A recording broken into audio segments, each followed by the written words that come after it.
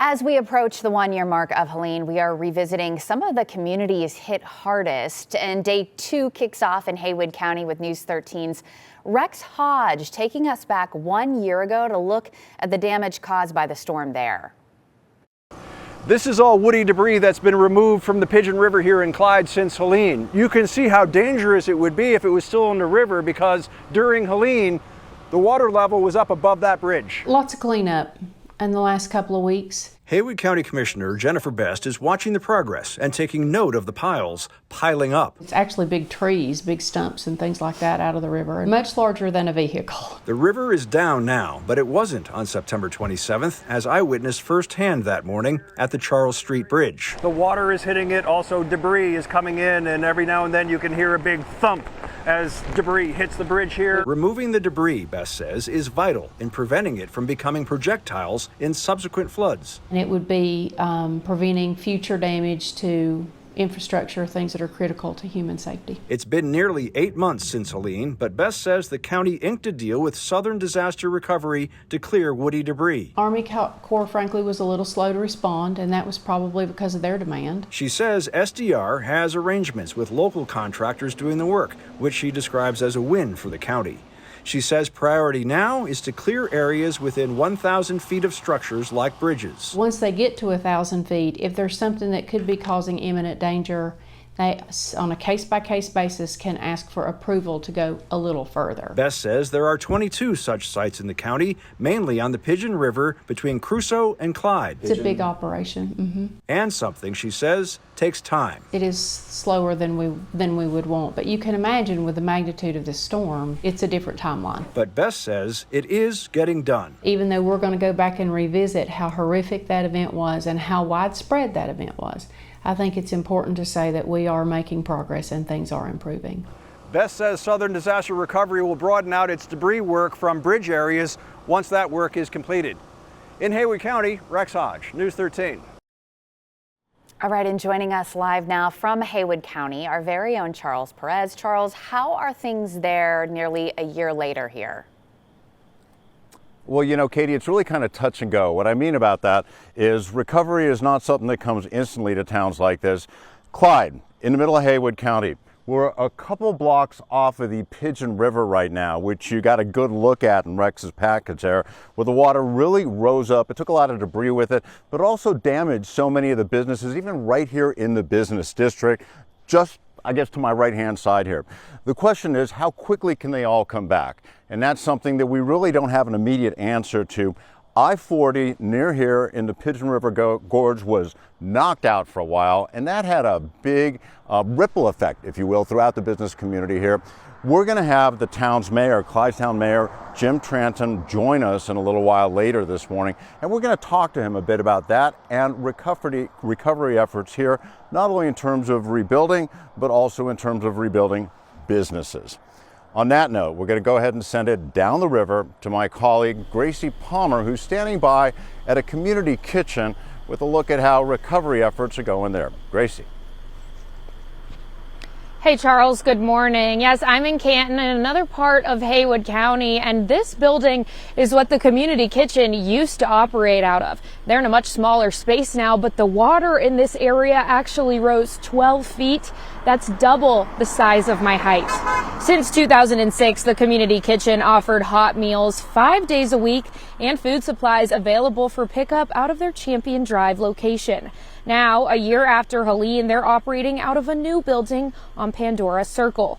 With limited space, they aren't able to offer free meals anymore, just food pickups. They tell me that since they stopped serving meals, they miss having that sense of community. And without it, they worry it is really hurting the town of Canton. Now we're seeing some of those meal people come in and they don't look as happy. They act like there's something missing in their life, and I think it is that community.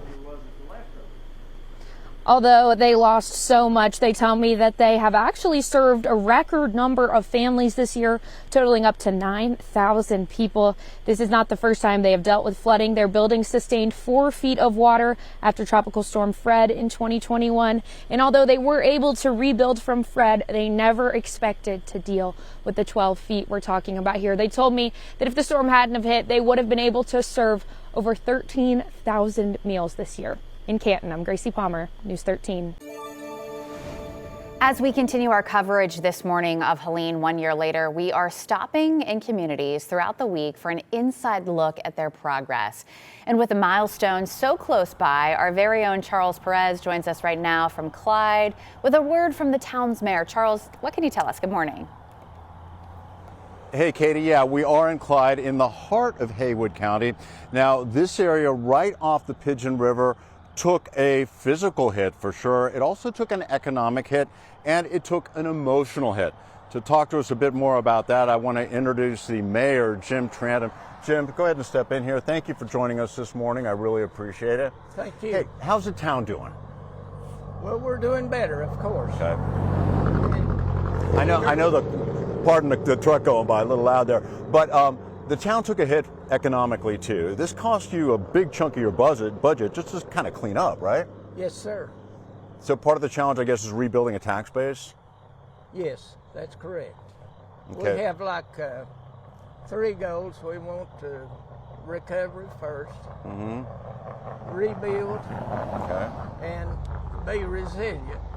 Okay. By that I mean, be better prepared. We All right. thought we were prepared real well, but you can always improve on that. And Yeah. That's our goal, to improve. Well, and rebuild, because I know you Yes, lost a sir. lot of homes. Some were destroyed, some were heavily damaged, so you have that issue. But part of rebuilding is taking into effect the fact that a lot of these places right along the river may not be where folks want to rebuild anymore. Yes, we had 150 homes have some kind of damage. It's a lot. 92 had significant damage, Right. and 50 people are pursuing a buyout. Well, we're going to go ahead and talk with the chair of the county commissioners here about some of their efforts to not only mitigate the storm, but also to put out the call so folks don't find themselves in that kind of position again. Mayor, thank you so much for joining us for a few moments. We really appreciate it. All the best to you. Thank you very much. Thank you very much. We're going to go ahead and send it upriver now to my colleague, Gracie Palmer. She's standing by in Canton with word on a nonprofit that's doing what they can do to help in recovery. We appreciate it. Hey Charles, good morning. Yes, this building behind me for many people in Canton was the center of the community here. This used to be the home of an organization known as the Community Kitchen, and you can see they even wrote in spray paint that they've moved and they're now serving boxes. Since Helene, they've actually missed out on serving 13,000 meals. The Community Kitchen in Canton was founded in 2006, and they worked out of a building on Champion Drive here for a number of years. They offered hot meals 5 days a week and food supplies available for pickup. The building sustained damage back in 2021 from Tropical Storm Fred, which they rebuilt from. And then a few years later, it was hit even harder by Hurricane Helene. Employees recount watching their roof get ripped off.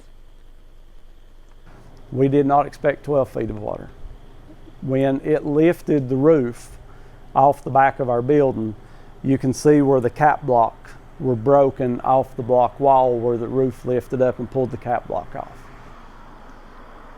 Now, the Community Kitchen is operating out of a building up the hill from their original spot. They do not have a kitchen as of right now, and they can only provide canned food, produce, and meat for families. Nonetheless, they were still able to serve a record number of people this year, reaching 9,000 people in the town. And owners tell me they are not giving up anytime soon. And in fact, behind this building, there's a hill up there where they plan to build a new kitchen. In Canton, I'm Gracie Palmer, News 13. And joining us live now from Haywood County is our very own Charles Perez. And Charles, how are things there nearly a year later? You know what, Katie, we're going to find out firsthand here. I'm joined right now by the chairman of the Haywood County County Commissioners. This is Kevin Ensley. Kevin, thank you for joining us right now. Really appreciate it. You guys have been through a lot. We were just chatting about it. All different forms of recovery, from debris to cleanup to rebuilding. How's the county doing? We're doing really well. You know, I would encourage people, if they want to build back, they can. There are houses built after Hurricane Floyd came through, or Tropical Storm Floyd, and then Hurricane Helene. Those houses stayed. Right. Basically, the people got out during a flood and got right back in them, so we can build resilient. Well, you reminded me, you guys were hit in 2004, then you were hit with Fred in 21, and now hit again with Helene. That's a lot to handle. You guys are building a warning system. Tell me a little bit about that. What is that? Okay, so this will be siren warning. It operates at a lower frequency, so it carries further, and it'll be basically the county-wide. We're going to make sure every community in Haywood County has a siren, whether it's in Fines Creek or it's in Crusoe. It's like an air raid siren. Yes, it is. Yeah, that's what it sounds like. It'll be loud enough to be heard in these hollows and stuff? Yes. Because of the way the sound waves carry, right, it'll be able to get into those hollows, and we've strategically placed those. It's all about saving lives, though, right? That's right, yeah. I know you wanted to say something about all of the emergency personnel that have been of service to you this year. Go ahead. Yeah, so emergency management, just like those sirens, they were out on the front lines getting grants to be able to do that, and then they found out where they could do it. But I also want to thank our sheriff's office during that time. They stepped up big time. Our other offices, like our nurses, were in the shelter, and we had librarians doing, answering phone calls. So people were doing jobs outside their normal jobs. Right, outside, which is a really big point, because everybody took a lot on. Right, yeah. And like you shared with me, over this past year, it's you just want to acknowledge all the people that put themselves out there to make a difference. That's right, yeah. They had us prepared when it came, and then they were there to support us while it was happening, and then they're helping us recover by finding grants. And nobody recovers alone. Yeah, that's right. Hey, that's right. Thank you so much, Kevin. Thank you. I really appreciate it. I'm going to go ahead and send it over to our colleague, Gracie Palmer, right now. She's right up the road in Canton. Gracie, you've been looking into a community kitchen that's doing what they can to recover. Charles, good morning. Yes, the community kitchen was operating out of this building behind me. As you can tell, they're not in there anymore. They're actually using a much smaller space because the water in this area rose, believe it or not, 12 feet. That is more than twice my height. Now, since 2006, the community kitchen offered hot meals 5 days a week and food supplies available for pickup out of their Champion Drive location. Now, a year after Helene, they're operating out of a new building on Pandora Circle. With limited space, they aren't able to offer free meals anymore, just food pickups. They tell me that since they stopped serving meals, they miss having that sense of community. And without it, they worry it is really hurting the town of Canton. Now we're seeing some of those meal people come in, and they don't look as happy. They act like there's something missing in their life, and I think it is that community.